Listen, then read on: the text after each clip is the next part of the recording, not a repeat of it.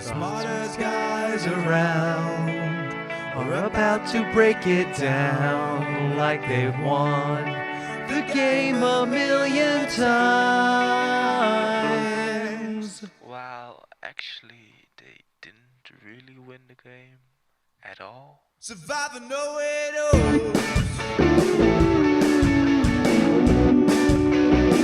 Survivor know it knows.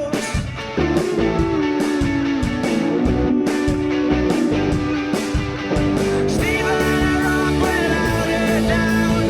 Got the game all figured out. They know it knows.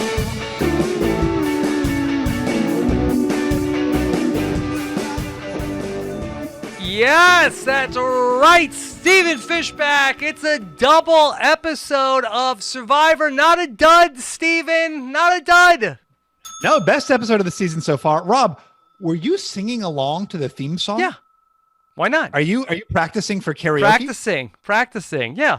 Having fun. I'm so pumped up. I'm so excited to talk about this double episode of Survivor because I had the lowest of expectations. I said, oh, well, it's probably at least one of the hours is going to be a dud.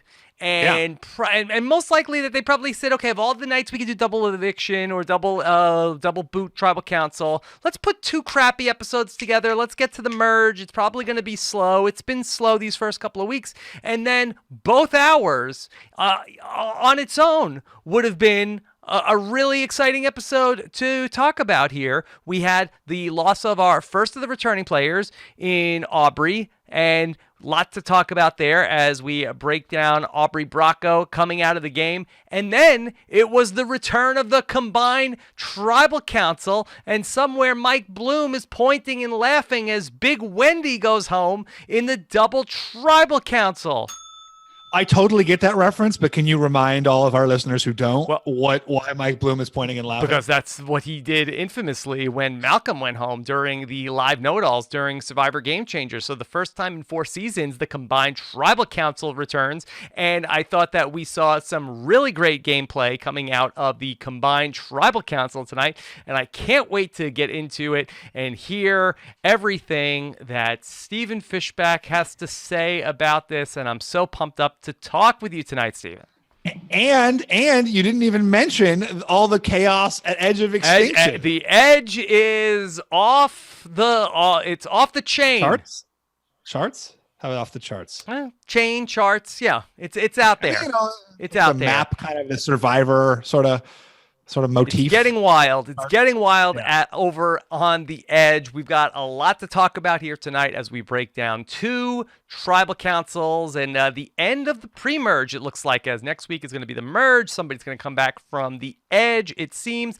Hashtag RHAP, get your questions into the show. And then we've got a great week of podcasts to break down this double episode that I'm going to speak with your friend and mine, Gabby Pascuzzi, is going to be back on the podcast to talk with me tomorrow about all of this. You can email questions into the show, survivor@robisawebsite.com. You can send leave us a voicemail too as well. But we got the feedback show coming up with another one of our great friends, Nick Iadanza, will be my guest. Talk to him on Friday afternoon our time. It'll be Saturday for him, but it'll be Friday for me. And then over the weekend, we'll get into This Week in Survivor with Amon Adwin, and then Josh Wigler will return to the Wiggle Room to break down the double episode here as we are set for another jam-packed That's a week. real great lineup. They all are. Yeah, but this one especially. Yeah. It's a great week here, Stephen. Okay. Rob, so do you agree? I want to jump into definitely not the first thing you were planning on talking about. Well, I was going to ask you how this is the one time a week I get to talk to you. How are you doing besides Survivor? I'm good. I'm really good. I'm good. I mean, I have to get shoulder surgery in a month because of I have an injured shoulder. So I've been wrestling with that. Are you in pain?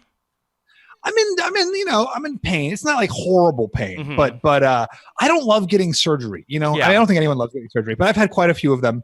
The idea of like, okay, we're going to put you to sleep and you may just never wake up. You're going to go under the anesthetic and you'll be fine. Odds are you'll be fine. But like, there's still that thought as you're going under, like, this might be it. So Yeah. it's always a little bit scary. Well, this got really deep at the start of Survivor Edge of Extinction recap. And just it's good to put it all in perspective that all this is trivial. This is the toy store. We get to have fun as we distract ourselves from the bigger Pain things of in life. existence. Yes. But you'll be fine. You'll be fine. No, I will. But that's what's going on for me. I've been dealing with that. What about you, Rob? What's happening in your life? Everything is going great over here, and I'm really pumped up to get to come on here after we have like such an exciting night to get to talk about all this. You're hyped. You're really. I hyped. know, I really am excited. I'm very pumped up about this. Let's start with this combined tribal council, and then we'll talk about Aubrey in a bit. But Steven, the combined tribal council, it ended up being Big Wendy, the person who went home. Did you agree with how the Lesu tribe played this? Yeah, this seemed like kind of a no-brainer, right? I mean, you've got 8 people, like they're all talking about going to rocks, and there's a few of them who are also talking about how they're going to betray each other. But there's one person between those 8 people who really nobody is allied with. And so it totally makes sense for them all to vote her out. Yeah, it was War Dog who first had the suggestion of, hey, let's vote out Wendy. And I felt like this was an up and down night for War Dog, but I felt like this was his finest point in the 2 hours tonight when, he suggests that Wendy be the person to go out. But you have to give a big assist also to David Wright, who I think really this played to his strengths extremely well, where he's been to this situation before. Somehow all of these new players on Manu seem to just really talk themselves into the idea of returning players don't go to rocks. Well, they're not gonna go and come back to on Survivor just to draw rocks. They don't do that. I feel that was a bad that they just really talked themselves into something unless Joe and Aubrey talked constantly about how they would never go to rocks as returning players. That I think that returning players are more likely to go to rocks, Steven. Yeah, I agree, because they're in it to win it. I think the returning players, they've all come up short in one way or another, and they're all thinking, I want to be there at the end, and I'm going to do what it takes to get there. I mean, I that said, I do think that different people have different neuroses when it comes down to it.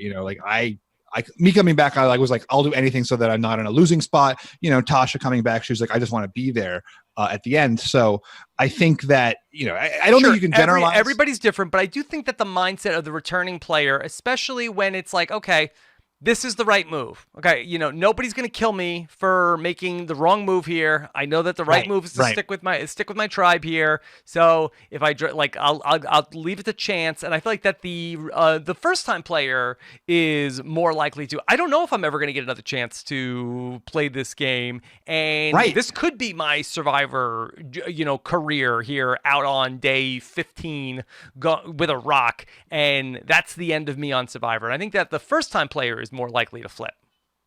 Yeah, I totally agree. I just do not, and returning players have seen time and time again how the person who flips just does not end up winning.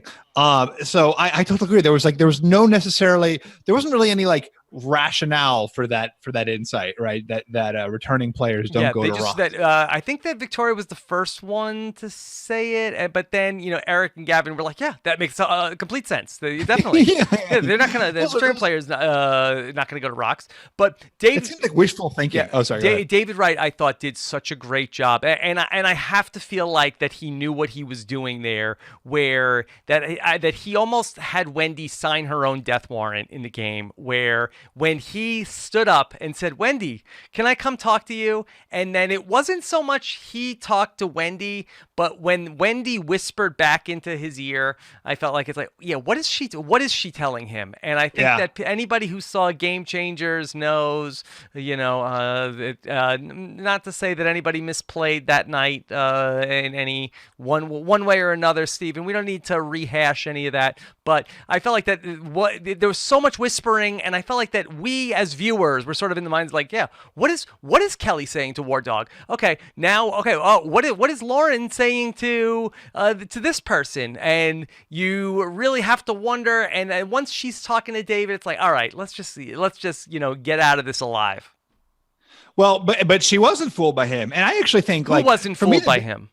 Wendy wasn't fooled by David. She was fooled enough to not say, hey, get out of my face. Anything you have to say to me, you can say in front of these people. These are my people. I don't think you ever say. I think if anyone at any point on Survivor said, "Hey, get out of my face," we would all. I really felt like that when Wendy went and was whispering into David Wright's ear. I felt like that sealed it. Like, okay, if this is when push comes to shove, she's not one of us. We can't trust her. And I think if she would have made the point of saying like, hey.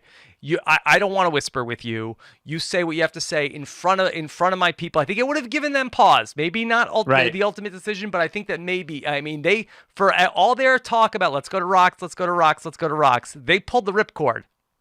Yeah. Well, I also think part of me thinks that was also because, I mean, Wendy is a very recent addition to that tribe, and as they have already commented, something of a tribe problem in as much as she's like not letting them eat the chickens. Now they can go back to their tribe and eat as many chickens as they want. I think they gotta catch them first. Well, right, but these chickens are just like walking through the confessional interviews. You just get, as soon as you got all you need to do to catch a chicken is just set up an interview, and then the chicken will come through. The chickens have many confessionals this season. But I actually thought it was, as much as anything, it was a testament to how much tribal council experience helps you at tribal council. You could kind of see how sort of like they were like newborn deer, these Manu people that didn't totally know their way around tribal. I disagree with that because they did a great job in that first hour of really pulling the wool over Aubrey's eyes, where Aubrey, who is a grizzled Survivor veteran, was completely blindsided. So they did a really good job of not even letting Aubrey catch wind. So maybe in terms of this being the more tense tribal council for them, but these guys I think cut their teeth in that first blindside. Yes, totally. Yeah, but really, people are saying how great the double tribal was. I thought it was not that great. Oh, I thought it was great. I really did. And I thought that this was where in the Malcolm version. That was a great tribal. Like nothing lives up to that. That was a great tribal, and we saw where Malcolm ends up going home in a complete blindside. Malcolm was, a big favorite to win the season. A lot of people had him as a winner pick, and it was, a gut punch when Malcolm ends up going out. And while Big Wendy was a huge character in the season, and I'm happy that we'll get to see, her continue. I actually thought there was a chance that she might not go to Edge of Extinction because she's Big Wendy, and it's hard to really assign logic to her. But especially when she's like, okay, shower. Cheeseburger. She said, okay, shower, cheeseburgers. Yeah. I'm sure she misspoke and meant veggie burger. Veggie burger, right? And but I was like, I have no idea. Is she gonna go or not? Especially since she got lost on the way to the signpost. But she's not good with paths. She's not. That's not her strong suit. But I do feel like that. And thinking back to that double tribal council from Survivor Game Changers, I'm wondering if whatever was the version of the Aubrey JT tribe with Malcolm and Sandra, whether they didn't go after Haley Ford in that tribal council, and she was the person who was their original tribe mate, who then was voting with the new people. And I wonder if they would have had that same idea that they had with Big Wendy, where if to target Haley Ford as sort of like last one in, first one out, and go after the person who was their original tribe mate. As opposed, Haley was on Culpepper's tribe, right? That's what you're talking about? Started. I believe she was on the original Mana tribe in that season. Yeah. Okay. Yeah. So, but I think that people like the emergent gameplay, I think, has caught up to how to play this. But I also do think it's really situational, right? It's like if you've got one person who neither tribe is particularly allied to, then vote that person out. Mm-hmm. Yeah. I mean, that it was hard to. I mean, the other version where you have an idol and someone literally tells you who they're voting for, like that's an easier one to play. Mm-hmm. Look, I thought that both times Survivor has done it, I think it's been really exciting. I kind of forgot that Survivor had this as like something to tool, pull out of the I don't know what you would toolbox. What would you call this? Yeah. Yeah. That's what I would call Yeah. it. I thought that this was really fun and much more fun than had both tribes gone to tribal council separately. It was, a lot of game talk beforehand. There was a lot of different outcomes where Lauren says, hey, if the vote is for War Dog, I am not pulling rocks for War Dog. We saw Victoria say, like, hey, don't trust me. I'm not going to go to rocks for these people. I'll flip. I'll figure my way out of this thing. So based on whoever, the tribes were going to vote for, I thought this was really a lot of fun. Yeah. Okay, you're right. There, and it really was not. I mean, I think the planning and the scheming leading up to it was fun. Like the actual vote, where it was like, okay, we're obviously going to just vote for this person. Like, to me, that didn't seem as like wild or chaotic. I mean, it was just such a no-brainer after you had that split vote. Hey, why don't we all vote for the person who none of us are allowed to? Mm-hmm. Look, Stephen, that you have too big of expectations. This was exciting. What do you want for the last vote before the merge? I think it was exciting. It was good. It's exciting. So I thought that this was a really, really great tribal and a fitting end for Big Wendy, who did say in the first hour, hey, if I go home, I'll be happy. And she had a great exit also out the door where she says to Big Jeff, please, can you call me Big Wendy? And he obliges. And you called him Big Jeff? Did I say Big Jeff? Call him Big Jeff. Maybe I'm just getting all of my big people confused. Yeah. But Big Wendy said, that, Big Jeff. Hey, call me Big Wendy on the way out the door. And Josh Wigler told the story on the Wiggle Room, I think after the premiere, where Big Wendy on the boat to open the season requested that Jeff call her Big Wendy. And Jeff said, nope, we're not doing it. We got too many nicknames on this season. Wow, really? Yep, we're not doing it. We got a War Dog. It's a War Dog? It's War Dog? We're not doing any more nicknames. We are nicknamed out. But so this is a lesson to all future Survivor players. If you want the nickname, you got to really jump in there. Just like call it. Be the first one. Yeah. And so she gets Big Wendy on the way out the door. And I wonder, now going to the edge of extinction, is she Big Wendy the rest of the season? Oh, interesting. Yeah. So would you have a nickname, the Rob that sucks? Would you be like, Jeff, call me the Rob that sucks? Yes. That's. I think that I, if there were multiple Robs, I feel like that would help to then really bring my profile down. Your threat level. Exactly. Right. Yeah. Jeff, could you call me Stupid Rob? Stupid Rob, who stinks at Survivor, the worst player ever. Who's not a threat, Rob? Could I get that nickname also? Yeah. So that's the metagame. Yeah. I thought that was exciting in the double tribal council, the combined tribal council, Stephen. And then our other headline, big story at this hour, Aubrey out of the game. And Aubrey says this was a tough pill to swallow. For Aubrey, she compares it to the ultimate embarrassment, a JT-style embarrassment. Listen, I was very sad about Aubrey going out, but we don't need to like drag JT's name through the mud. It's really unnecessary. JT just went out with one advantage in his pocket, FYI. I don't think he had it in his pocket. I don't think he brought it to tribal. Or whatever, it was buried at camp. Yeah. Is it better or worse to like not bring it at all to tribal or to not play at tribal when you need it? I think it's probably worse to just not play it. To have it but not play it. I think it's worse not to bring it because I think that like, why did you not bring it? Shows like carelessness. Yeah, right. I think that if you don't play, you have it, you don't play it. It's like, okay, I got tricked. I mean, you tricked yourself by not bringing it to tribal council. You played yourself. It's a little, but that's very abstract. Sometimes it's played yourself.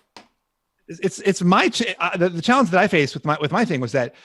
You got to go dig it up. It's not just like the thing magically, it magically appears in your bag. If you bury it, you got to go get it. And that can be like, its own logistical. All right. But let's not get in the weeds of what to do with your idol when you have one. But for Aubrey, that I did feel like that this was a little bit anticlimactic in terms of Aubrey going home, because I felt like that the story we got was so one-sided of Aubrey's POV. that Yeah. here's what Aubrey is doing.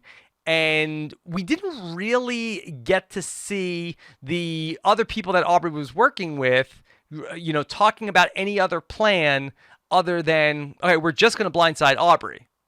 Right.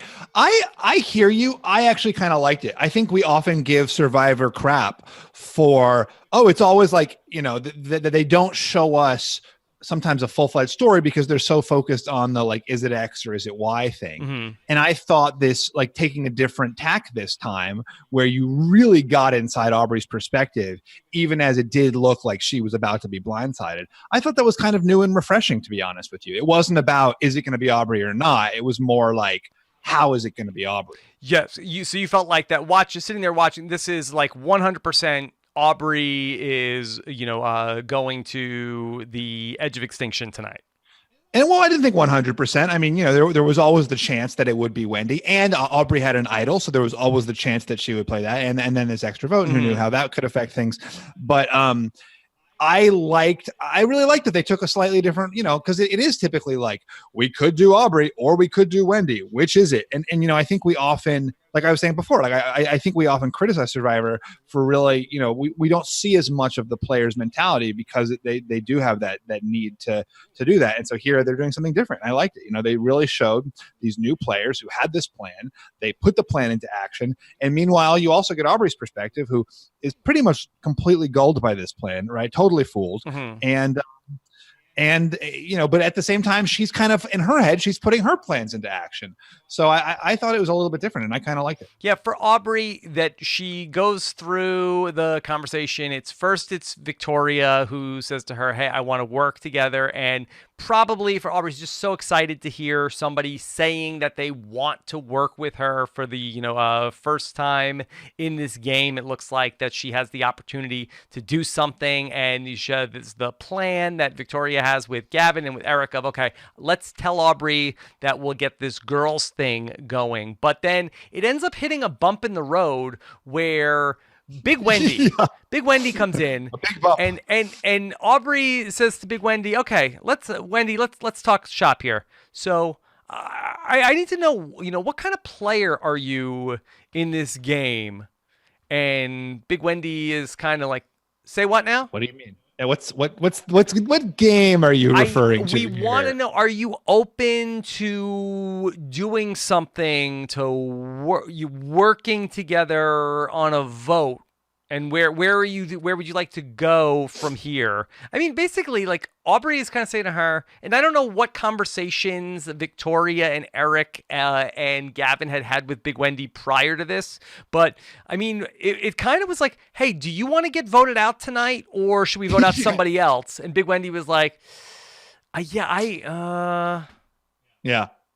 I think she must have at that point known that Aubrey was going home. I just think she's not good at doing the Survivor thing of, like, creating the fake plan, right? Mm-hmm. I assume that she just had to know by then. Otherwise, like, it would just be totally crazy. And I don't think Wendy is totally crazy. I thought that Gavin was also really, really strong in that tribal council. It was weird that we saw a lot of Gavin in the first hour and then more Eric in the second hour with this new Manu tribe. But, Jeff asked Gavin a bunch of questions, like pointed questions about working with Aubrey. And he was just like, it's so great to have Aubrey around. And she's somebody like this. This is the kind of person you want to work with. And, we get so much guidance from Aubrey. And he, like, aced every single question to the point where Aubrey was feeling just, super comfortable with this group. And ultimately, it was going to be this big betrayal and total blindside for Aubrey. And Eric too, he like repeated what Aubrey had said about forge this for and fire, So I think they both did a really great job. All of them did a really great job. You also have to give credit to Wendy here, right? We've certainly seen people in that position in the past screw things up when, everyone's talking about this big fake plan and how this floor is tight. And then the person who is the decoy boot gets nervous and messes it up. I mean, the Keith Nail stick to the plan thing is the classic example of that, right? But Wendy, does not flinch. Wendy is just, too in her own Big Wendy-ness to even be, thinking about what the other plans are. I don't know. I think you got to give her more credit than that. I think she's doing the right thing here, and that we should like applaud her. I will wait and see like what the secret scenes bear out. I think that it's that's an assumption that I'm not necessarily willing to make yet. Aubrey's mistake here, I think, and I wrote a little bit about this in my blog, is that we had a few confessionals from Aubrey this episode where she referred to the other players on her tribe as not really playing the game. She talked about the comma Kool-Aid players being totally asleep. And then when Victoria talks to her, she says, oh my gosh, I guess Victoria was awake after all. She's like surprised. And this is 12 days into Survivor. And she's just kind of assuming that all of her tribe mates are asleep and not playing the game. And I think that's a classic Survivor mistake where if you, not giving your tribe mates credit for playing the game and having schemes of their own. And typically when you're not aware of what their schemes are, it's about you. Mm-hmm. Good reminder, good point for people. It's just, hard to, imagine that known unknown of that the other people are talking, but what are they talking about? Because they're clearly not talking in front of me. Yeah. Yeah. And I think like in general, like everyone, everyone on Survivor for the most part, like has a plan, right? Everyone is doing the thing for the most part. Everyone is doing the thing that they perceive as being in their best interest at that point in time. So it's like, I think that, considering other players as being asleep or not playing is a really, is dangerous. So Aubrey, and I've been victim to that too. I mean, I think it's easy when you're out there and you get in your own head of like all your great schemes and how am I going to make my plans pay off? And now I've got my idol, now I've got my other thing, and you're like just so in your own head about how it's all going to work. You forget to kind of like extend that empathy to the other players. And look, I feel like I can relate to what Aubrey must have gone through being with these players here for 14, 15 days, whatever it was before she gets voted out, because it's very similar to my Survivor All-Stars experience where, to me, it felt like, boy, nobody's really talking about the game.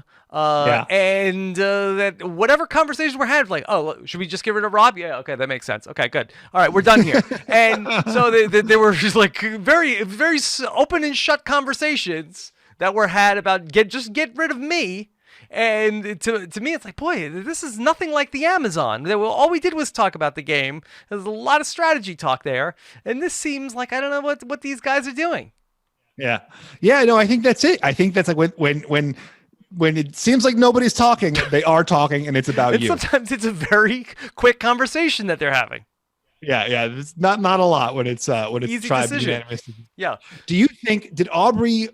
Other than that, do you think that what could Aubrey have done to save herself in this situation? I mean, she play her idol. Well, right, but I mean, in terms of like her position in the game, did she screw up in some crucial way? What else could she have done other than play her idol? I mean, she said she was talking about making a move. She talks to Big Wendy, and Big Wendy is like, what? But Aubrey thought she's on top. Yeah. Oh, yes. She thought that. Hey, okay. Well, let's just get rid of Wendy because I can't work with somebody like this. I mean, I know that like looking back, we say Aubrey should have played her idol. Do you think Aubrey should have seen it coming? I guess that's my question to you. Aubrey seemed to get the hint in the original version of Kama that people were trying to knock her out of the game. But I think that she must have gotten enough assurance from this group that they were going to stick together, Kama strong. They had Big Wendy as that perfect person to get rid of. And it just seemed like it made too much sense to be able to just take out Big Wendy. And so I think that Aubrey was hopeful that it was going to work out that way. They didn't know for a fact that she had her idol, and so I think she felt like that she could have played it. I think also that she had the advantage. Also, she talked about how she doesn't know how to play from ahead. She knows how to play from behind and be the underdog. And she was the underdog. She wasn't the head. Well, I think that must be confusing when it's like, wait, okay, oh, right. now I have all these advantages. What do? I don't want to misplay them, and so that's another thing factoring in. But sad to see Aubrey go out because I really thought she had turned a corner in the game when she got to this tribe swap. I talked a little bit about this in my blog, but I'm curious what you think. It seems like Joe and Aubrey are having very different fates on their respective tribes than Wentworth and David. Do you have thoughts about why that might be the case? What are Wentworth and David doing where like basically the entire, original Manu tribe has been voted out of the game? They're somehow still here. What are they doing differently? So Wentworth and David voted out all of the first-time players, and Joe and Aubrey let all of the first-time players stay around, and so that they could gang up on them. So yeah, but I mean, they outlasted. They outlasted all the people that wanted to vote them out. That was smart. But what did they do? So Joe and Aubrey became big targets. Obviously, Wentworth and David somehow avoided being targets. What did they do differently? So I really think that what ultimately ended up benefiting them, and I love where David Wright and Kelly Wentworth are also. I'm very excited about this season, which sort of was very slow. But we had this whole Wentworth versus David Wright, this whole war and these factions. But now all of a sudden, David Wright and Kelly Wentworth are working together, and it's really fun, especially because Wentworth just can't stand anybody. I love it so much because it's like one of my favorite things where it's like rivals who have to work together. It's like Kasaya, right? Like where they all hated each other, but they they still stuck strong together. Yeah, it's really, really fun, and I do think that where David Wright and Kelly, they weren't a united front to start, and I don't think that this was anybody's master plan or how they drew it up, because we got to see how this whole thing unfolded, where David Wright wanted to vote out Kelly, and then Chris told War Dog the plan, and the whole thing fell apart. But they each sort of had their factions, and they sort of had warring factions, and they were lucky enough that they had really squeaky wheels in Reem and Keith and Big Wendy that were able to be sort of targets and distract the votes, to the point where then they were sort of ultimately we have to work together in terms of David and Kelly, whereas Joe and Aubrey were a united front from the get-go. And I think that by the fact that Joe and Aubrey, if Joe and Aubrey would have been maybe throwing out each other's names, even as a decoy, just to sort of test the waters a little bit, that maybe it wouldn't have united the new players as much. Whereas that I think that it was not by design, but because David and Kelly and David's targeting of Kelly and the fact that they were losing so much, I think forced them to not necessarily be seen as a tandem. Yes, I totally agree. That's exactly what I said. The fact that they were against each other kind of split their tribe in two. So you had these different factions, one more with Kelly, one more with David. And as a result, there wasn't that sense of those two guys are united and we need to take them out. There wasn't that fear of them as this force working together, because certainly David was clearly targeting Kelly. It wasn't as clear that Kelly was targeting David, but there did seem to be two primary groups. And then, the squeaky wheel part, the fact that you had Reem, the fact that you had Keith, these people who, that Keith, Reem, Wendy group that kind of self-segmented in a way that didn't really happen on the Common Tribe. But I do think that, the fact, I wonder if Aubrey and Joe had come in and sort of even pretended to be against each other. It's counterintuitive. It is, but I think it really would have helped. Yeah. So, see if Survivor ever does this type of thing again, where you have the captains or a pair. To maybe what you want to do is not act like we're we've got a problem. When they have we're know-it-alls captains and we're taking on the Russell and Johnny Fairplay tribe, and then we'll act like we're not getting along. Yeah, exactly. I think that would be now. That allegedly Coach and Randy had this plan in Heroes versus Villains. That's how they were going to play Heroes versus Villains. I thought Coach Tyson had this plan. Maybe Coach had a lot of plans, but I know he and Randy had this idea where they were going to pretend to hate each other. Yes, and this was going to be their storyline of the season, was their growing friendship. Okay. All right. Didn't really pan out, It but didn't really pan out. But back to David and Kelly. Then, how exciting is it also that now Kelly Wentworth has the idol? Sneaky, sneaky. Steve, I haven't talked a ton about that. I loved where Kelly Wentworth was in this game, but all of a sudden, here we are, and Underdog Wentworth is back. She's coming into the merge. She's got both, Lauren and War Dog like vying to be her number one. She's got David right now as another person with her. She's got the idol. She's coming into the merge down in the numbers. And guess what? That Kelly Wentworth is the classic Wentworth positioning. Yeah, no, it's great. Totally in an underdog. She's coming spot. into her own. She's back, baby. I really like the exasperated Wentworth iteration. Like, to me, it's really, really funny. Everyone's like, why is she so mad all the time? And she's a villain. I get so much delight out of her, just like total frustration with everything. Mm-hmm. Yeah. Not that I enjoy her suffering. I just think it's really funny. Yes. So Kelly Wentworth has found the idol tonight. She shares that information with Lauren on the heels of Aubrey finding the idol. Steven, does Survivor need to take a look at the way that they're hiding the idols? That the men on Survivor have found 0% of the idols since the middle of December of last year. And frankly, maybe this is something that people should be talking a little bit more about. Yeah, 4 consecutive women idol finds. It's pretty great. Yes. Are they hiding the idols in places that the men can't find them? The one with today with Kelly and War Dog was nuts, where War Dog was basically literally looking at it. And then Kelly found it. It was like exactly how like Angelina planted like the fake idol she wanted Allison to find by just like walking past it. Like, I don't know how people did not just stumble upon that idol just walking around the camp. Yeah. Okay. So many other things from this episode tonight. Okay, let's talk about what's going on the edge. And boy, I felt very bad for Aubrey. One when she got voted out, but then to have Aubrey there with this super dysfunctional family of Reem and Keith and Chris, and she doesn't know any of these people from a hole in the wall. And now here she is living with them, and they are at each other's throats. Well, the Reem Chris blow up was like the craziest, because so what happened was, right, like they were looking for the latest advantage or whatever it was. Reem saw it, pointed it out. Keith, sneaky Keith grabbed it out from under her. Yeah. And Chris was just like, oh, wow. So you sort of gave it to him. What?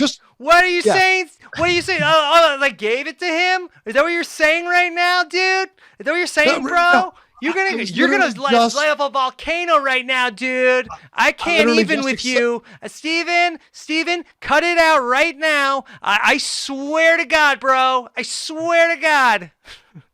Hey, your room is quite good. I'll work on it. Are you like in the mirror at home, like just like doing? It's a podcast. I don't look in the mirror. I'm not like doing her face. Yeah, but just like to. But some of it has to be facial, right? You're getting your face in the right, trying to channel the right emotions. I don't do the mirror. I don't do anything with the mirror. But Steven, that it was so funny in the first hour where then they had this thing which was like the Mad Magazine fold. Yeah. And then Devins finds it and they're like, okay, as a group, we'll go out and we'll go like, let's have lunch. And then Keith is like, nuh-uh, and he just ran for it, and there were like 2 separate things going on, and Keith was just like, screw everybody. Yeah, and Keith, that is the correct. By the way, like clearly that's the right thing. Like at this point, that could be like, here's your ticket back into the game. Like why the heck would he wait for everybody else? And Keith hates Chris. Keith and Reem really just hate Chris. Chris seems like the nicest guy. Has not said a bad word to anybody on this season, and Reem and Keith are just cannot stand this guy. I think it's like you don't hate anyone so much as the person who betrays you, right? Your enemies don't bother you as much as the person who betrays you. And I think the fact that Chris, really seemed to hold out hope for. But what was that scene last week where he catches the fish and Reem's like, "Okay, I like Chris today, dude. You're all right, dude." I don't think there was any scenario other than Chris finding that disadvantage where it wasn't going on Chris, right? Yeah. Like every single one of those people is going to put it on Chris. Yeah. I'm very hopeful for Devon's coming back into the game. I assumed it would be Chris, but like this extra knot complication really could be Devon. So a lot of different things end up getting found tonight on the Edge of Extinction, which we didn't know this, but it turns out the Edge of Extinction is kind of like an escape room where you get clues and then you open things and you get more things and then you get like a map that you have to put on different places. So it looks like that the actual competition appears to be the classic Survivor Jailbreak competition, which we saw in the original iteration of the Outcast back in Survivor Pearl Islands. And I believe it was also the first challenge ever done on Survivor Redemption Island between Francesca and Wyatt Nash way back when. And so basically I think it's going to be some sort of like, putting a poll together, and then you have to get your key out to be able to get back into the game. We should see that next week. Then we saw Devon's found an advantage where he could send an extra vote to another player in the game. And I'm saying, let's talk about that choice. And I'm saying to myself, okay, well, this is a no-brainer. He's going to send it to David Wright. Well, it had to be someone who lost the next immunity challenge. Did it say that? Yes. I mean, I believe he read out loud that you can send it to someone who loses the next immunity challenge. somebody chat. Let me know if that was the case. I'm almost positive that it said that, and then the thing, I'm basically positive. Okay. So that was a big surprise to me that Aubrey was the person who got it. Well, even why not send it? I mean, obviously Wendy is Wendy, but I still think send it to Wendy. Wendy was hung by you for so many votes at Manu, and she's the only one that in that group. Why would you give it to Aubrey? You've never even met her before. Yeah. I don't know. Maybe felt like that. David Wright was like, "Hey, I'm tight with Aubrey. I'm going to work with Aubrey." Chad is saying that. Okay, Steven is right. Steven is right. Okay. I mean, do you have to say that? Isn't that just it should be assumed? So then the third thing that ends up happening is you can give more knots to a person who is going to be there. Now, we had Keith, who is just like grabbing things left and right. I guess that maybe this is kind of payback because Keith was getting close to finding the thing, and then Chris dove in and found the thing that said, "Hey, use this to practice," which in hindsight might end up costing him his shot to get back into the game once Keith gives him 100 knots in the challenge coming up next week. Yeah. I mean, again, that thing was going on Chris no matter what. No matter what. So and then we had the great fight with Reem versus Chris. Steven, did you have any thoughts about Aubrey's advantage and Idol on the Edge? What happens to those things? Well, didn't we decide last week that the Idol is no longer in play? That the note in the Idol says we didn't decide, but the screen capture of Aubrey's note said resolve last week. Yes, that this is void when voted out. So now, does Aubrey get to keep that stuff? Could that be a potential fake Idol in the game? Yeah, I don't know. So asking the wrong guy. We'll see. Ask Jeff. Ask Big Jeff. Well, that's Big Jeff. Okay. Yeah. I don't think that he would mind being called Big Jeff. Yeah. Would you rather be called Jeffrey, or Big Jeff? Yeah, I mean, Big Jeff is a no-brainer. Yeah. Let's talk about Joe. Talk about Joe today. Yeah. And I loved we did not get to see a ton about Joe in the first hour. Actually, a little bit about Joe, but then we saw more of the other players talking about Joe in the first hour, and more about Joe from his own perspective after reacting to Aubrey being voted out in the second hour. It did seem like some of the players have had an about face on voting Joe out, Steven. Yeah, Ron specifically had an about face. Julia, same face. Julia, first confessional for Julia, by the way, worth acknowledging. Killed it. Yeah, right. It was a pretty generic confessional. I mean, I joked on Twitter that the editors were trolling us by giving us the most positive, because like there was so much complaining about where's Julia's confessional that they were going to give us the most like generic possible confessional. It was like I know you're joking around, but you know, I think these episodes are edited way in advance. Oh no, well, I've been thinking there's wiggle room. Yeah, to include a confessional here or there. Yeah. So Joe, very sad. Doesn't understand. He just wants to play. And why does everybody always want to vote him out? I thought that his response to this actually was the best possible strategy for Joe. Because like, what do you do if you're Joe? Right? You're not going to like convince the rest of the tribe that somebody is a bigger threat than you. Everyone knows you're the biggest threat. So what you do is you say, hey, you are also a huge threat. And everyone knows you're a huge threat too. So you have to keep me in the game as a meet. You're talking about Julia in the second hour? Yeah. I thought Julia came off very naive in that conversation where Joe says to her, like, hey, you know, you're a threat. And she's like, what? Joe just said I'm a threat? Hey, he's making a lot of sense now. We can't get rid of Joe. Then I'll be a threat. I mean, you know, we don't have a confessional from her confirming that she's now nervous. She did that, Steven. That we do. She said, and you know, so be careful what you wish for with these confessionals, because now we know what you think. But that she said, hey, this is going to changing the whole way I'm thinking about the game. If Joe said I'm a threat. Well, look, I mean, and like I said, I think that's a really smart strategy for Joe is like to convince other people that they are threats too, and therefore they need him in the game to protect them. I think like, I don't know what a good strategy for Joe. I think this is the like, because like, what do you do in that situation when you are Joe? You're obviously the biggest threat out there. I think this is the best thing he could do. I can't like, can you think of another good strategy for Joe? Yeah, flip to Wentworth and David. Be a number for the other side. Right. I actually that's pretty good. But in the short term, before he gets to that point. Well, I think that I think that he did what he could. Win all the challenges, never go to tribal council. I think that he nailed it. Perfect job there by Joe. Again, going a perfect 6 for 6 in the pre-merge, following up his 7 for 7 in Cambodia. Now is going to be the hard part. And so I'm sure on the podcast this week, we'll take a real look at what's going on here at the merge.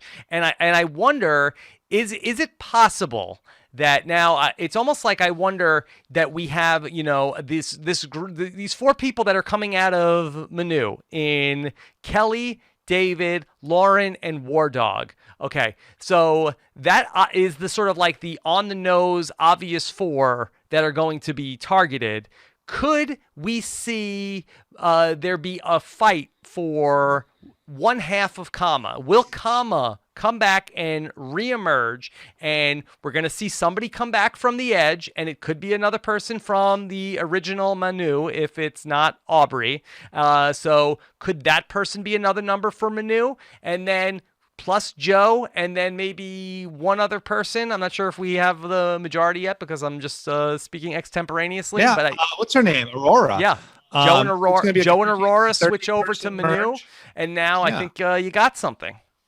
Yeah, you got 4, 5, 6. 4, 5, 6, 7. You're right. That would be a real flip. Yeah. So I think that for Joe to stay Kama strong, I think would be a mistake, because I think that once Manu is eliminated, then Joe is the, out, 7th, 8th place, where, he's gone out previously. Yeah. And Joe, I think, is in the interesting position where like he just needs to get to the end. He's one of these guys who like, I debated this with my own compatriots in Cambodia. Like I always said, if Joe gets to the end, he deserves to win. Other people disagree. Other people didn't have that perspective. But I feel like if Joe can overcome the incredible hurdle of of him getting to the end. That's a miracle. And we've seen people like Brad Culpepper who won 4 or 5 immunity challenges and sort of just like win out to the end, and then the jury not vote in that person's favor. So it's not necessarily that a slam dunk just because somebody has won if they didn't have necessarily the social connections that they're going to automatically win. Totally. But I do think with Joe it's slightly different where he's so dominant. I mean, Culpepper won a lot of challenges, but like Joe is like so completely dominant. I mean, he's I think in this episode, actually, I think he was literally carrying his tribe on his back. But he's so dominant in the pregame that like it's not where with Culpepper you're like, this is a really fit guy, he's a big threat. With Joe, it's like that guy is the dominant figure in the challenge. Okay, Steven, who'd you give the fishy to tonight? Victoria, who we didn't talk about. The devious Victoria. Yes. Do you give 2 fishies for the double episode or 1 for the entire 2 hours? I mean, I let the whims of time, of how much time I have to write the blog decide. Mm-hmm. And so it was 1. It was Victoria. Okay. I can't argue with that for the first hour. I feel like you're a little stingy. No, she did a great job. I think you could have given 1 out for the second hour. You write that. I'll send it to my editors as an addendum. Send it as an addendum, and I think it should be go to War Dog and with an assist from David Wright. That's the man. War Dog, by the way, had I thought he had a terrible second hour with basically. I'm only talking about the tribal council. Yeah, but in terms of the challenge stuff, that was funny. But also, he really alienated a lot of his tribe. I said it was an up and down night for War Dog. That we really saw, Kelly for the first time really be like, shades of like, who is this jackass? With War Dog. Who is this Vlachos? She said. Yes, she said that he is going full Tony. I thought it was really funny that this Lesu tribe. Never be the person who walks away from the other 3. It's probably true all the time on Survivor, but they talk a lot of crap, and it's very like what's with this guy? Boy, he stinks in the challenges, right? He doesn't do anything. And we heard like War Dog says that about David. Like Kelly says that about David. David said it about War Dog. War Dog says it about Lauren.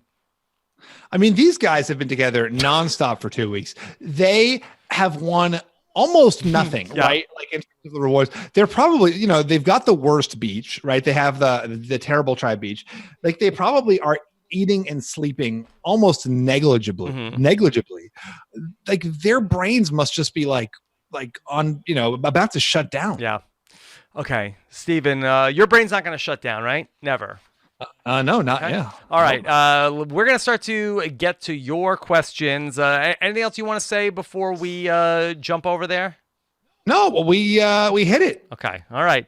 I'm sure we'll come up with anything else from our notes. But first, let me take a moment and thank our sponsor for this episode of the Double Vote Out Recap. Those are friends. Who is it? Our friends over at AIS, the auto insurance specialist. And look, like as Aubrey can tell you, you need insurance, and you want to make sure you're not paying too much for the car insurance. And these insurance companies, when you're not looking, they try to jack up your rates every time it renews. You're that frog in that pot of water that's getting hotter and hotter and hotter, and the insurance companies are banking on the fact that you're not looking at that statement and not checking it out. Well, give AIS a call and give them all your information about your car, how much you're driving. Sometimes people have a change in their work situation where they're not driving as much. You're paying for miles that you're not using on your car insurance. Give AIS a try, and they've got their smart quote technology to shop the rates of dozens of insurance companies.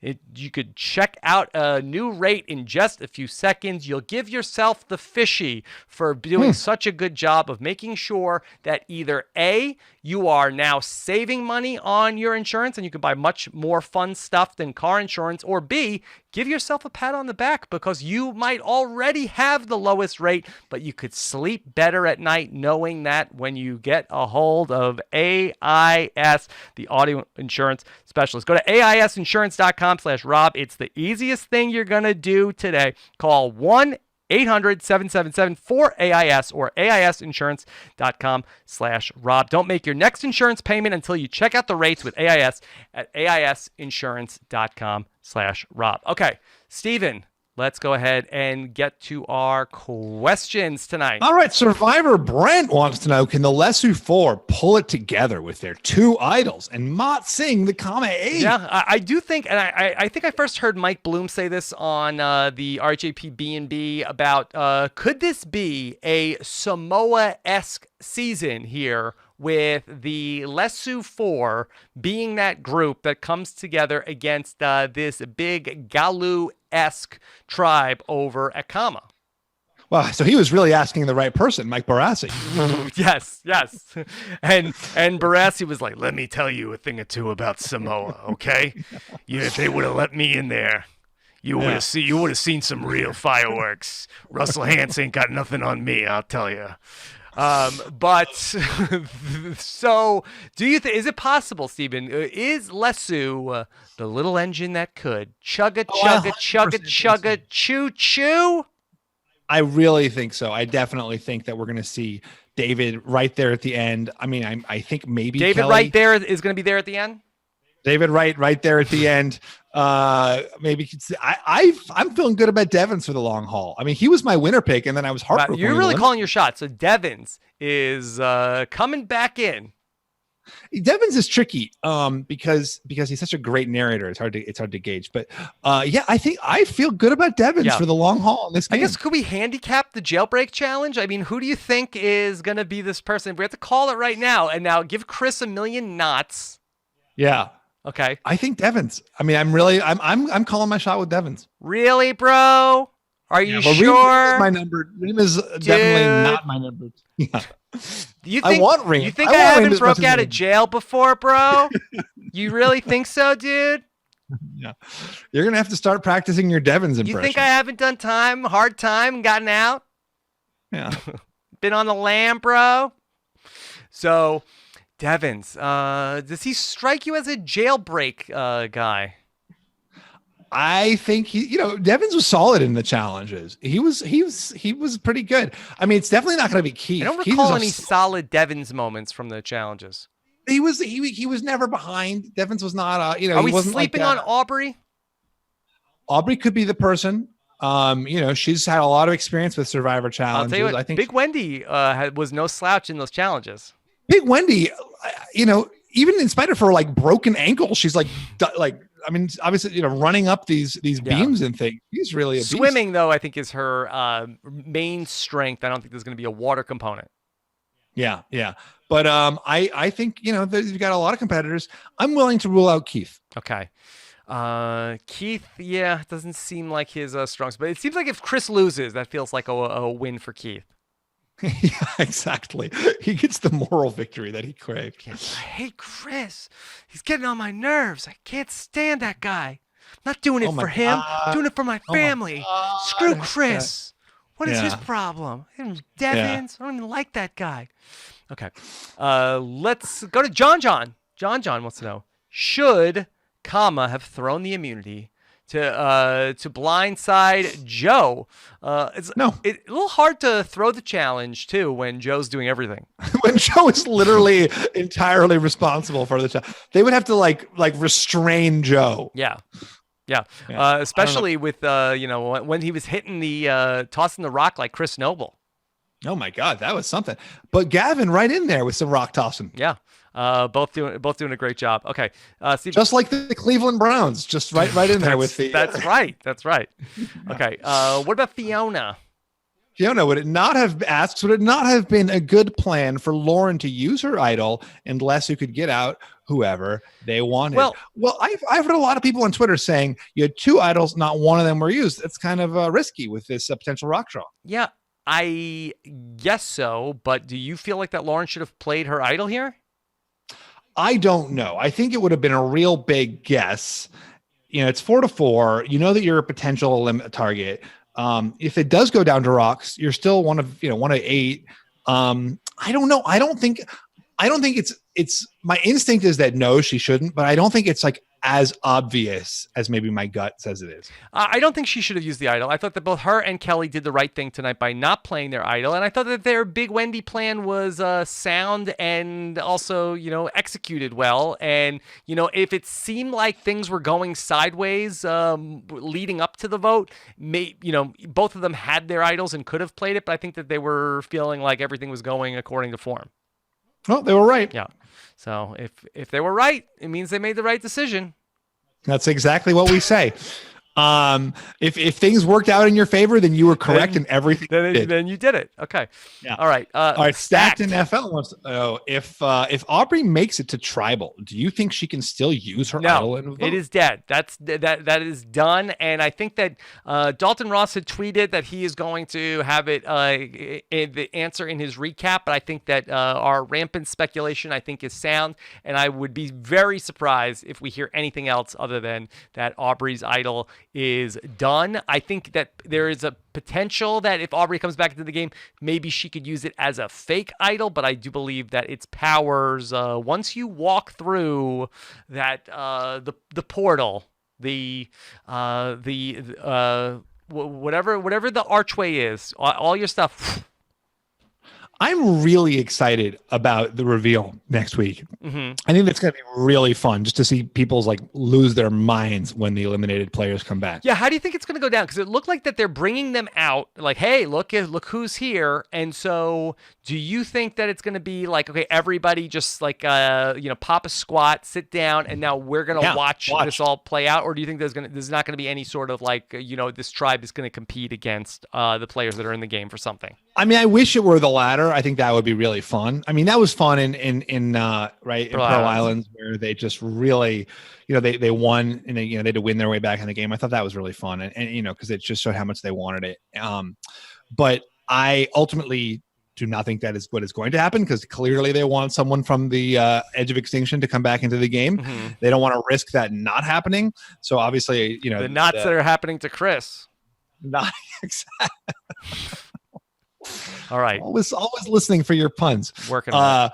I do think that I you know what my hope is? I hope that there's a ceremonial lighting of a torch, like you re-enter the game, come back in with a torch. Yeah. I think that could be cool. It probably won't happen. Probably just at tribal council, that person will have to relight their torch, which itself would be kind of cool. Yeah. Yeah. Yes. All right, Stephen, let's take this question from Edric. It says, if Manu voted for Dan DeSilva, that's the war dog, instead of Lauren, which one of David, Kelly, or Lauren would have flipped at the revote, if any? Well, Lauren was the one that said that she would flip if she's like, I'm not going on rocks for war dog. Yeah, you do wonder if it had been a double flip. Yeah. So interestingly, both tribes had the same sort of takeaway of voting for. Well, actually, no. So it would have been if that we saw some talk. I think it was Kelly saying hey, let's vote for Victoria, and it seems like that's a little on the nose of hey, let's just vote for the young woman in the group. Yeah. And it did not work out for the Manu side, as that Lauren was not the person that was going to get them to flip. Yeah, did you? I mean, it was interesting that I really respected that Kelly could both be really annoyed at how War Dog handled the conversation, where he totally shut her down, and also recognize that he actually had the correct plan. I thought that was the way she handled that was really perfect. No, it made a lot of sense what he was talking about. Okay, Stephen, what's this all about? You and Christian Hubicki going back and forth on Twitter. Yeah, so Christian writes, this is we responded to something I said about Joe and the no caller tribe, how the Joe's only pre-merge losses were on the no caller tribe in his three season stint. Christian writes, this is a very astute observation. Hi, Stephen, I find you very smart. # Scotch. I wrote back in all caps, ditto. Christian writes, we should have a Survivor podcast because we think we're so smart but have never won. We should call it the Know-It-Alls. It would be an ironic moniker. He's so great. Isn't he great? He's great. Why? Just remember, I've got options for him. Why was he # Scotch? I think that probably means he had a drink of scotch. Oh, okay. That's so that when people start drinking scotch, that Stephen Fishback starts sounding really smart.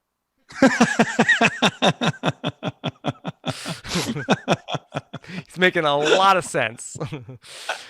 Okay. Let's see. We got anything else? Oh, Joe Daly. If Wendy is that my brother Joe, dude? Joe Daly. If Wendy was given the option to go left to get back in the game or go right to free more chickens, what do you think she would do?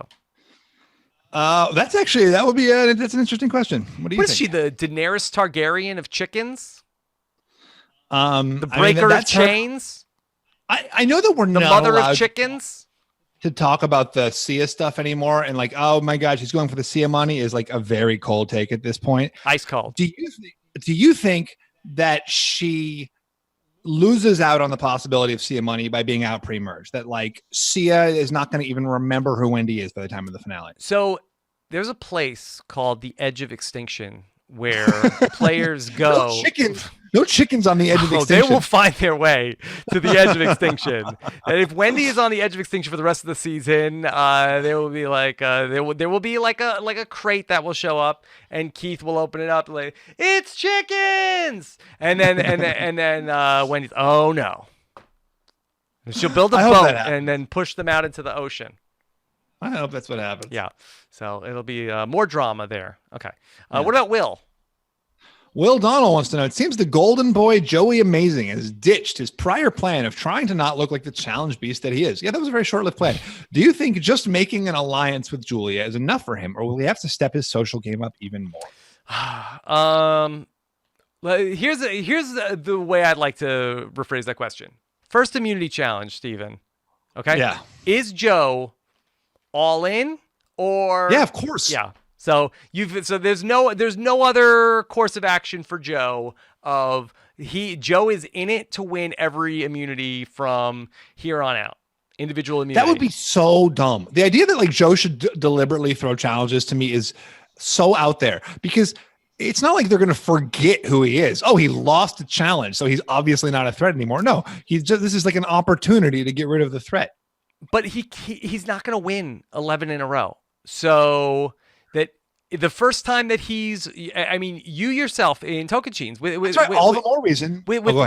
So Tyson comes out of the gate, wins first couple of advantages or first couple of immunities. What do you do? First time he loses one? Oh, we got to take the shot tonight. And Tyson could have won out. Like, he lost the shuffleboard competition by a hair because it was raining out, and like he probably would have won every subsequent challenge. So I don't think it's actually impossible. So Joe goes out, wins an individual immunity on the first week. It's just like, here we go again.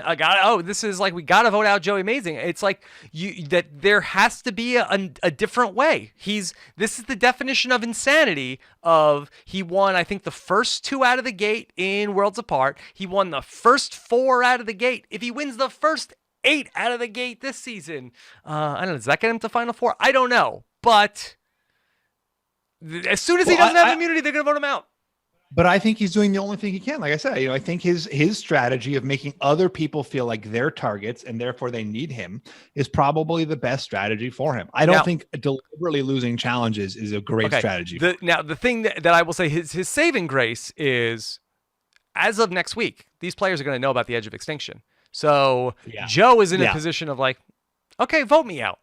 Yeah, I'll see you soon. Exactly. Vote me out. I won't have to play the game, and then I will come back stronger than ever before. Yes, if you strike me down, I will return more powerful. So okay, all right. So I'm in on Joe should win all the challenges, and then when they vote him out, go to Edge of Extinction, and then win the challenge to come back in.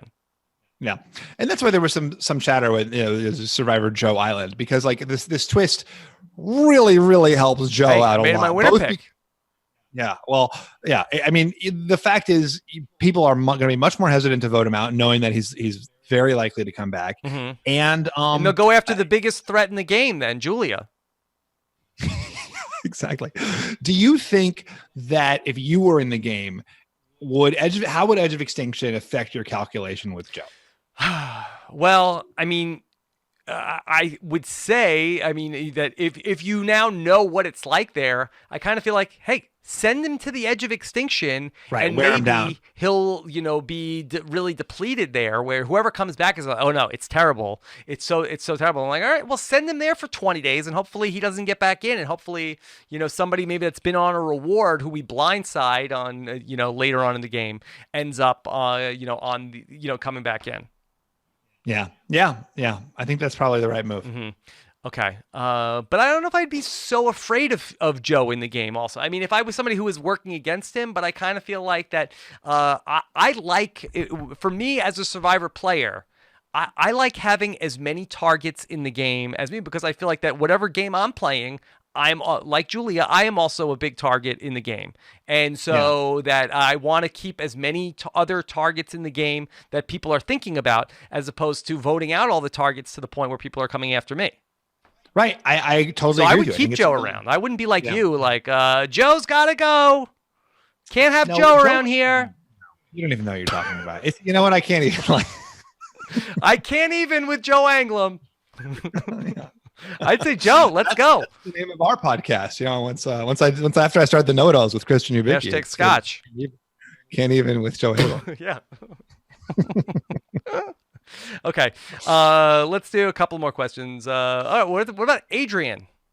All right, Adrian wants to know, can you guys lay this rumor to rest? Ooh. If anyone loses the EOE challenge next week, they don't automatically claim a seat on the jury. I've never heard this before. I have heard this. I am assuming after the person gets back in and the jury truly starts, people believe everyone will be part of the jury.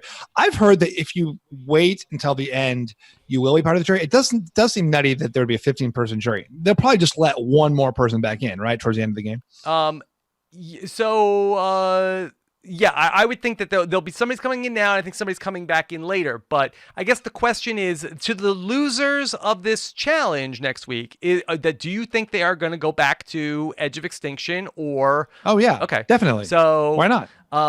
Then if anyone loses the challenge next week, they don't automatically claim a seat on the jury. So so you're thinking that they might?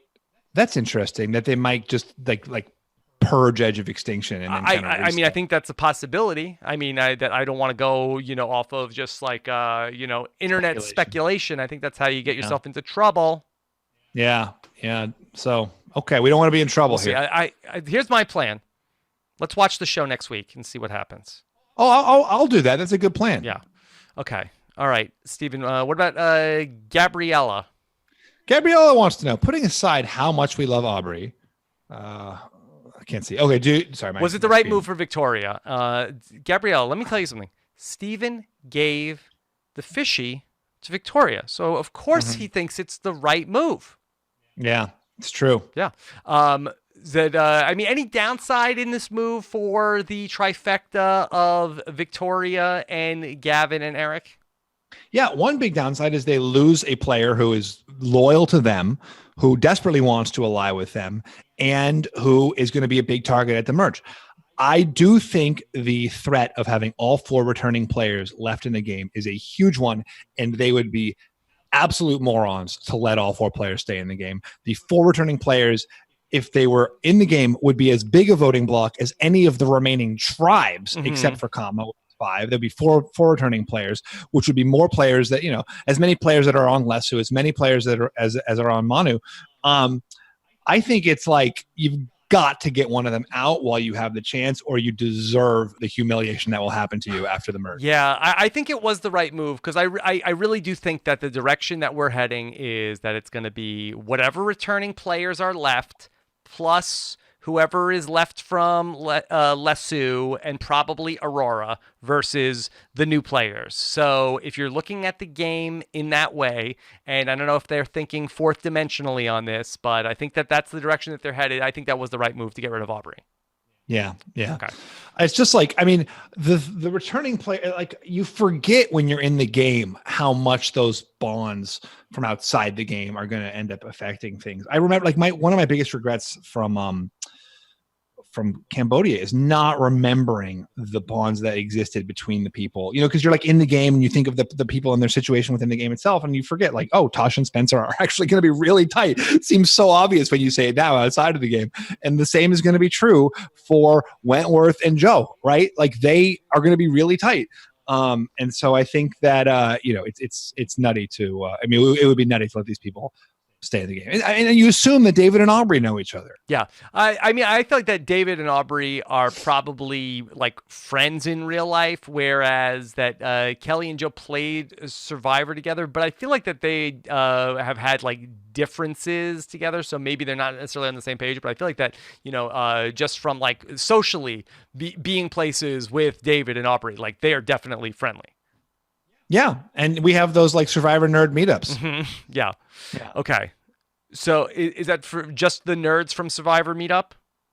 Yeah. That's why you haven't been invited, because you're not nerdy enough. I guess so. That's what I'll tell myself when I'm crying going to sleep tonight.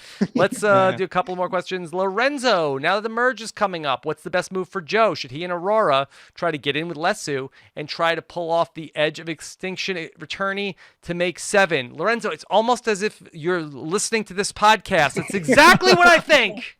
Yeah. That's basically great exactly idea. I love it. Yeah. You're going to Samoa. You're going to Samoa, Lorenzo. All right, Shaylin Yeager wants to know, what do you guys think about Aubrey's edit so far? Uh-oh. Can we continue on this question? Like so far this like after being voted out? Okay. She got a multi-season flashback about the idol and gets gifted an extra vote and then goes out in a JT-like fashion with both in her pocket. Do we think she comes back on to redeem herself? If not, what is going on? I don't see her being the person who comes back.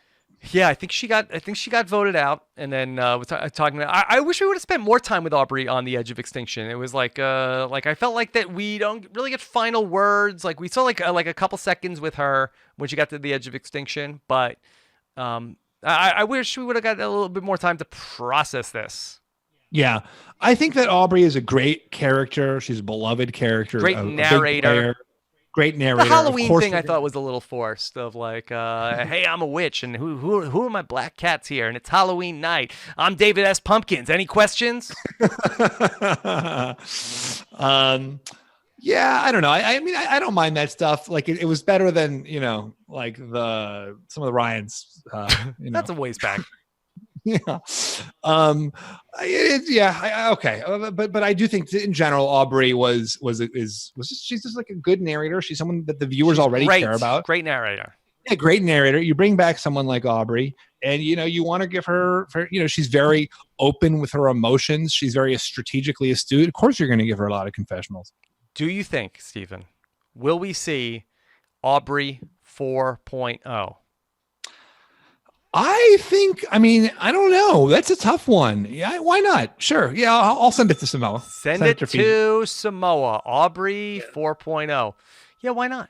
Why not? Of the four returnees so far, whose performance do you think has most guaranteed them a future invite? David Wright.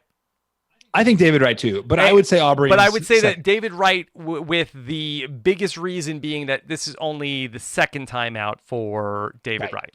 So third for everybody else. It would be the fourth time out for everybody else that we're talking about. And for David, he's done very well, been a big presence in the season. Only his second time out still. So I feel like that of those four, I would say that he'd be the most likely to return again.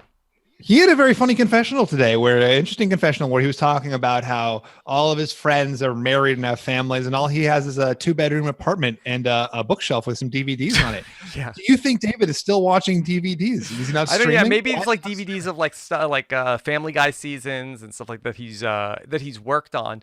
I did feel like that was a weird, like where are we going with this? I need to go find the idol because that I find I don't have the idol, and in my real life all I have is a 2-bedroom apartment and a shelf full of DVDs, and I'm and it was a weird bit to get when it didn't result in him ultimately even finding the idol. Yeah. I mean, it was it really felt like the start of a growth narrative, which is never a great thing on us. But it could be like a winner's quote. That could be like winner's quote. I've got a bookshelf full of DVDs. Yeah, now I can buy a second bookshelf with $1 million. Yeah. More DVD. I can finally start streaming. I can finally start downloading movies. I should have had CBS All Access this whole time. Okay. All right. Steven. Soy wants to know, is Big Wendy an all-star? Have you noticed that in recent seasons, there are many pre-merge boots worthy of making a return? How quickly Big Wendy could be at the merge in but 7 days? Yeah. I think that if Big Wendy does not win her way back into the game, it is unlikely she would return. I think Big Wendy is a big character, and if they did some sort of whatever the theme is for a returning player season, I think that she would definitely be in strong consideration because she was such a great TV character. Yes, great TV character for sure. I think she. I know. Like people love counting the confessionals. I think Big Wendy might be number 1 on the season. Wow. Would you cast her over Reem? Boy, I love Reem. I love Reem, but I think that the body of work there for Big Wendy. I think, with all due respect to my favorite Reem, I think that Wendy's got the chicken sabotage. She's got the Flint's theft. Yeah. She was great. Big Wendy. A lot of thefts, really. Big Wendy was fantastic, and I believe there's still more to come with Big Wendy. Yeah. Okay. Yeah. All right, Scott, let's do this last question, and then let's start to wrap it up. Steven, what does Kieran have to say? All right, Kieran wants to know, shouldn't Survivor wait one more vote? Oh, wait, we can keep that one. Let's do that one question. Okay. One more vote until they merge, because with someone coming back this week, there will be a merge with 13 people. I think a merge with 13 that's what Survivor likes to do. Yeah, they like these big, wild merges. 13 is fun to merge with an odd number. Inherently, there's going to be, I don't know why it's fun, but it is. Yeah, it's fine. Yeah. What's the difference? Merge with 12, merge with 13. I think they they like to get to the merge faster. They like these big, crazy merges with a lot of people. The only real downside is then you have like 6 challenges that are just people standing in a line holding balls because, they gotta like somehow accommodate all the people. Mm-hmm. But other than that, I'm a fan. Okay. All right, let's talk about what else we have going on. Oh, it's the RHAP Philly Know-It-Alls official T-shirt available at rhapstore.com. Oh, I love it. Brian Malloy, our very talented designer, has gone to work again, and magic has struck one more time with the official shirt of the Philly Know-It-Alls. Stephen Fishback and I are going to be in Philadelphia on April 17th at a sold-out show coming up to do the Know-It-Alls with a really incredible cast of characters down in Philadelphia. But if you want to get your hands on the official Philly Know-It-Alls t-shirt, go to rhapstore.com. Available in 2 different shades of green, and then also in the 3/4 length softball tee in red and blue. Available at rhapstore.com. If you want to get it before the Philly Know-It-Alls, especially for the 3/4 length shirt, you got to get your order in tonight or tomorrow. If you want to, the other t-shirts, the short sleeve shirts, you got a little bit more time. And Stephen Fishback will call you personally for every t-shirt sold. Yes, I will 100% commit to that. Yeah, that is a joke. Okay, all right. Tell me, who's coming? You know what? That a lot of people, and we don't have another 2 hours in the show for me to say everybody. Gabby Pascuzzi will be my guest to talk about the 2-hour episode. Really excited to catch up with Gabby. Haven't talked to her since her recent appearance on the Love Know-It-Alls, which was so well received. Everybody was so pumped up that the Love Know-It-Alls came back for a Valentine's Day special. So Gabby is going to be with me tomorrow. Get your questions in. The RHAP&B. It's going to be the Real Weird Sisters with Mike Barassi on this week's episode. No, that joke is still really funny for me. Anytime Barassi comes up, it's funny. But it'll be Liana Boris will be with the Real Weird Sisters on the RHAP&B this this week in our Survivor podcast feed. And then Nick Iadanza, the new dad, Nick Iadanza, is going to talk to us about everything going on our feedback show this week. Get your feedback questions in. robbinswebsite.com/voicemail or 323-282-RHAP. Not the Punch Drunk Sports hotline for anybody who's confused. The David Bloomberg and Jessica Lewis are going to talk about why Aubrey lost and why Big Wendy lost. It'll be a jam-packed why blank lost this week. Then, of course, robbinswebsite.com/patron. That's the way that you can go ahead and become a part of our Robbins Podcast patron community. Get even more involved in everything we're doing here on Robbins Podcast in our various Facebook groups. Get access to our secret patron-only podcast feed where we talk about what's really going on around here. Everything else that we're doing, you can check it out, and all sorts of incentives are available for you to check out. Help keep this podcast engine running behind everything that we do. robhasawebsite.com/patron. Okay. Wait, I need to promote Paraphrase before we wrap it up. Okay.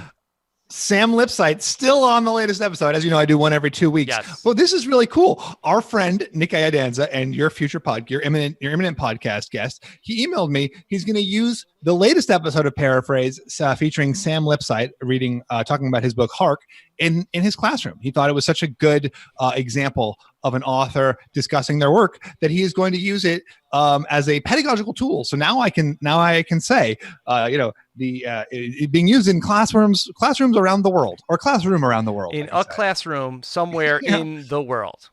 But it's far away in the world. I feel like the fact that it's far away should matter. It should matter. I need one more classroom somewhere other than Australia. So if there's any teachers out there who could use my podcast once in somewhere other than Australia. Does it need to be that same episode? It could be any episode. No. Then I can just say the international renowned, pedagogical tool. right? Yeah, internationally renowned. Yeah, exactly. Okay. All right, Stephen, how can people find the Paraphrase podcast? They go to paraphrasepodcast.com or on iTunes, search, or your podcast reader of choice, look for Paraphrase. Okay, Paraphrase podcast with Stephen Fishback. Okay. Anything else, Stephen? We gave out, read Stephen's blog. I follow Stephen on Twitter at Stephen Fishback. Who gets the cesty? That's not really a thing. I think that I really think that in the very first episode of Survivor Know-It-Alls, which is like 6 years ago, I think we said, okay, I'll say who played the worst. I'll call that the cesty. You've really clung to this. I ask you because the way, like, I don't think we rib each other a lot, and we make fun of each other a lot. But I think I rarely see you truly annoyed, except for the brief flash of a second after I ask you who gives the cesty. Yes. Like something that comes in your eyes, like, Stephen? Yeah. If I have to say who played the worst tonight, without being voted out, I don't know. It's like I don't know. Usually the person who played the worst gets voted out. But you felt like Julia had a bad night. I don't think she had a bad night. I just thought that when Joe is like, "Hey, you're smart and beautiful, and you're a med student, and hey, you're a big threat," and she's like, "Wait a second, I am a big threat." It's like, you're still not a big threat. She's still not a big threat. Yeah, we don't know. It's hard to say. I mean, based on the show that I've seen, nobody is talking about Julia as a threat. Yeah, but they might make it. I guess they could, but by definition, then that does not make her a big threat. Yeah, a big threat is somebody that people are saying like, "Hey, this person is about to, if we don't stop them right now, they're gonna win the game." Yeah, like literally nobody is talking about her. None that we've seen. You only see let me tell you about how reality shows work. They film a lot, but they show very little. But they show you the stuff that's supposed to end up mattering. That's true. They do show you the stuff that matters. Okay. All right. Stephen, great job once again. It was fun. It was a great episode. Great episode of the show. I'm Survivor. Really excited about the trajectory of the season. Yeah, it's definitely On its way up. Okay, on its way up. We'll see. Maybe the other shoe will drop next week. We'll see what happens, but we'll be back 1 week from tonight to talk about it all. Check out everything that we're doing on robhasawebsite.com. Thanks so much to Scott St. Pierre behind the scenes. Take care, everybody. Have a good one. Do you have something? Bye. Bye.